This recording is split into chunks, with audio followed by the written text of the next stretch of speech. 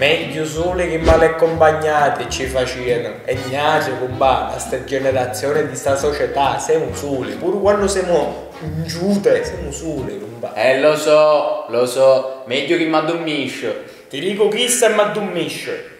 Siamo rovinati. Perché stiamo a parlare e dire tutte cose, compà. Abiti 100 anni con travaglio più.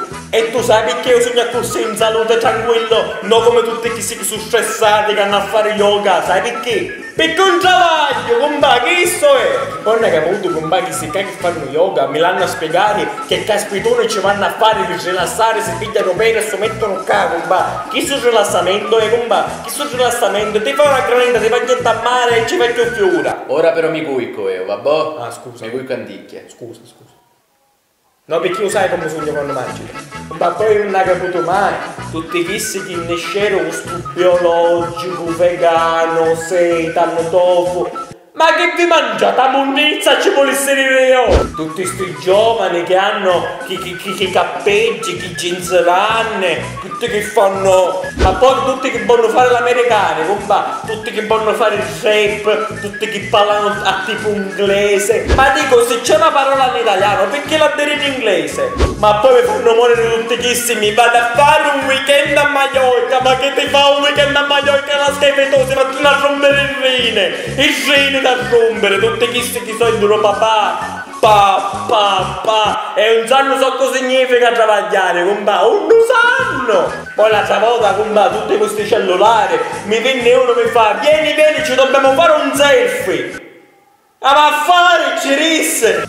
Ma rompete coina che hai, un selfie! Ora rimemo un poco però, va bene? Fammi rompere, perché mi ne esce. Ma poi questo Facebook, compà, vanno a fare nascere i foto, si fanno foto per tutte cose. La foto quando mangiano, la foto quando dormono. L'altra volta mio cugino mi invia la foto mentre cagava, ci disse, ma secondo te voglio vedere un culo fetoso che hai?